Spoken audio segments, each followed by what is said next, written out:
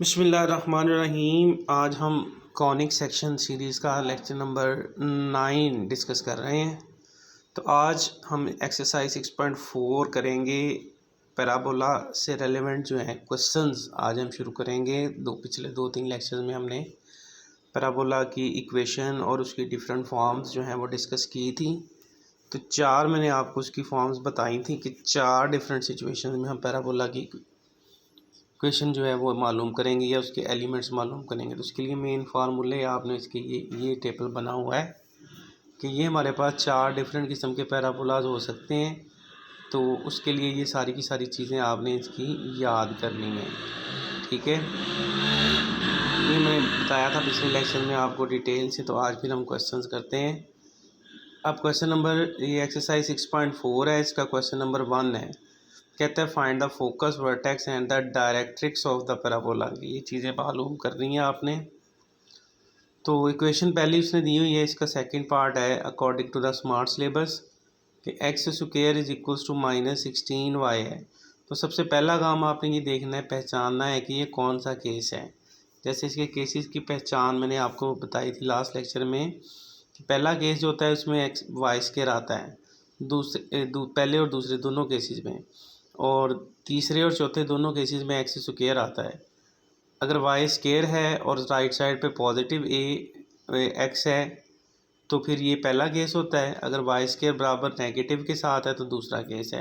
इसी तरह से एक्स स्क्वायर बराबर पॉजिटिव वैल्यू है तो तीसरा केस है, एक्स स्क्वायर बराबर नेगेटिव वैल्यू है तो चौथा केस है। उसके मुताबिक फार्मूले यूज़ करने हैं। तो यहाँ पे अगर देखें तो ये उसने एक्स स्क्वायर बराबर -16y दिया हुआ, यानी एक्स स्क्वायर है तो लिहाजा तीसरा या चौथा केस होना है। चूँकि नेगेटिव आ गया है तो चौथा केस होगा। अब इसके साथ मैंने अंडरस्टैंडिंग के लिए फोर्थ केस लिख भी लिया है कि एक्स स्क्वायर बराबर -4ay वाला केस है ये। तो सबसे पहले a निकलेगा यहाँ पे, तो 4a का कंपैरिजन करें तो वो 16 के बराबर है, तो a की वैल्यू 4 आ गई।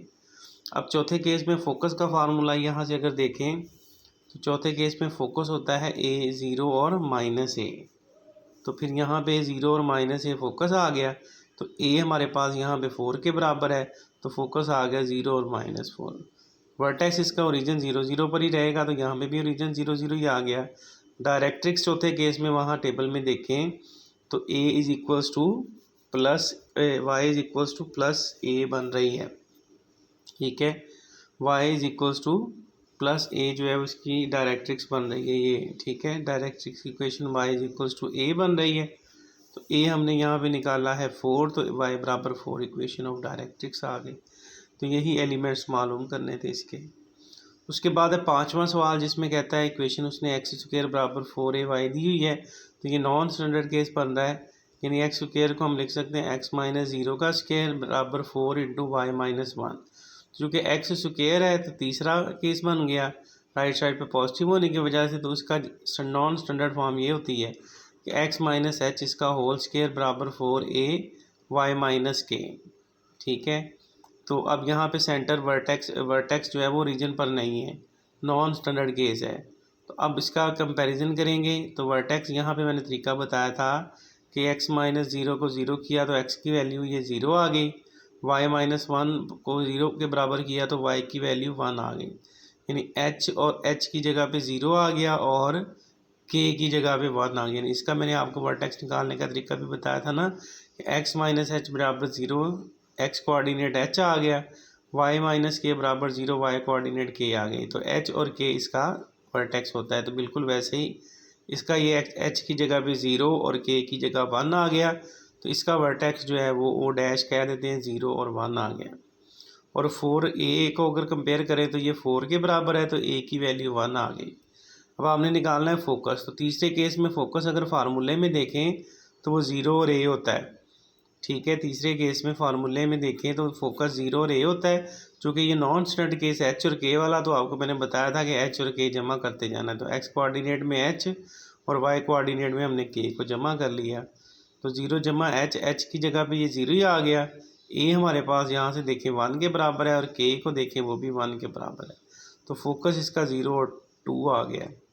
डायरेक्ट्रिक्स निकालनी है तो इस फार्मूले में तो y is equal to -a directrix होती है।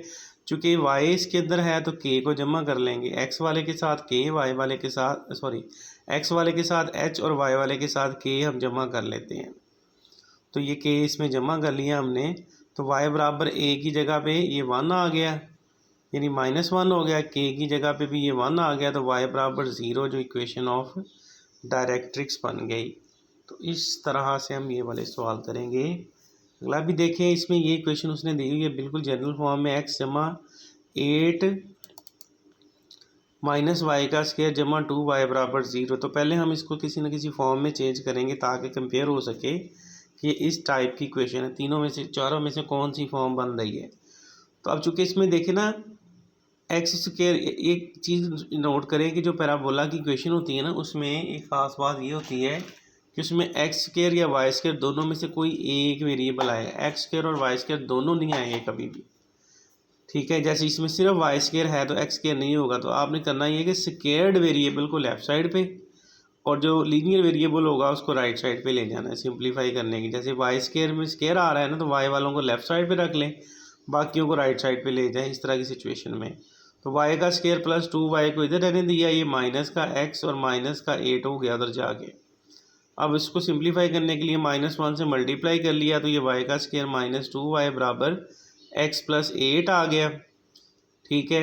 अब इसका ना स्क्वायर कंप्लीट करते हैं, ये लेफ़्ट साइड पे जो है वाई स्क्वायर प्लस 2y है ना, -2y, तो इसमें मैंने 1 का स्क्वायर दोनों तरफ जमा कर लिया, ठीक है। इसका तरीका आपको पता है कि y जो लीनियर होता है उसके कोफिशिएंट को 2 पे डिवाइड करते हैं, उसके स्क्वायर जमा कर लेते हैं। यहाँ y का कोफिशिएंट 2 को 2 से डिवाइड किया, 1 आया, 1 का स्क्वायर जमा कर लिया। तो लेफ़्ट साइड को देखें तो ये y -1 का होल स्क्वायर बन गया। राइट साइड को सॉल्व कर लें, 8 + 1 9 हो गया। अब ये हमारे पास गौर से देखें तो ये पहला केस ही बन गया है, y -1 का whole square is equals to, इधर कुछ नहीं है तो 1 लगा सकते हैं, x + 9 आ गया। तो ये y माइनस के का होल स्क्वायर बराबर 4a × x - h बन गया, यानी पहले केस की नॉन स्टैंडर्ड फॉर्म बन गई है। उसके मुताबिक सबसे पहले वर्टेक्स के लिए क्या करते हैं, पहले इसको x जमा 9 बराबर 0 किया, तो x की वैल्यू ये -9 आ गई। y -1 बराबर 0 किया तो y की वैल्यू 1 आ गई, यानी h हमारे पास -9 आ गया और k हमारे पास 1 आ गया। और साथ ही 4a को देखें तो 1 के बराबर आ रहा है, तो a की वैल्यू 1/4 आ गई। तो अब उसी तरह से सबसे पहले फोकस निकाल लें। तो फोकस का फॉर्मूला आपको पता है क्या होता है, एफ ए और 0 होता है फर्स्ट केस में, लेकिन नॉन स्टैंडर्ड है तो h और k जमा कर लेंगे। तो a हमने निकाला ये 1/4 और h हमने निकाला ये h हमारे पास है, सॉरी ये तो गड़बड़ हो गई है, ये उल्टी लिखी ये वैल्यू। चलिए अब आप इसको खुद ही करेक्ट कर लीजिएगा, इसको खुद करेक्ट कर लीजिएगा कि यहाँ आना है h की वैल्यू ये -9 लगनी है इधर, और जब k की वैल्यू ये 1 लगनी है, यानी ये -9 इधर आना है और ये +1 इधर जाना है।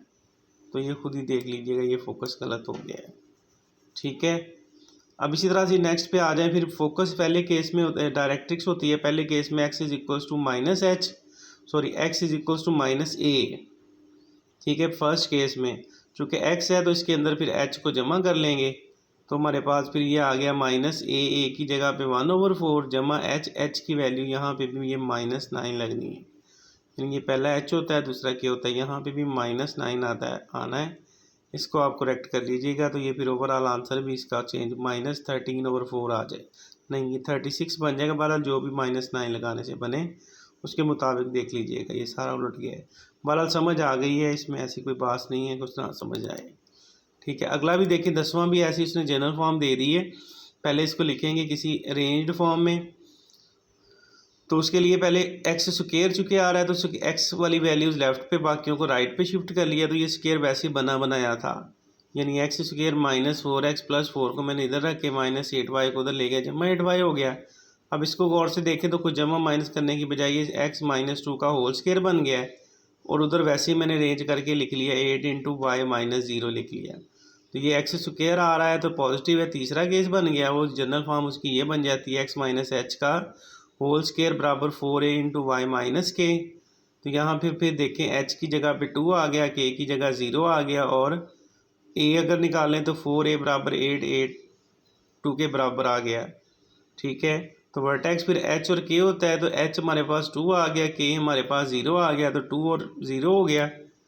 फोकस इसमें होता है तीसरे केस में 0 और ए, और चूंकि नॉन स्टैंडर्ड है तो एच और के इसमें जमा कर लिया, तो 0 प्लस एच की जगह पे 2 आ गया, ए की जगह पे 2 आ गया, के की जगह 0 आ गया, तो फोकस 2 और 2 बन गया इसमें। इसी तरह से डायरेक्ट्रिक्स की इक्वेशन तीसरे केस में y is equals to minus a बनती है।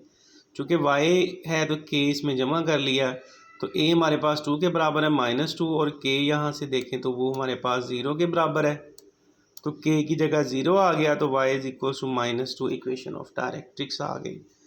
इस तरह से हम किसी भी पैराबोला के एलिमेंट्स जो हैं वो फाइंड करेंगे डिफरेंट सिचुएशंस में।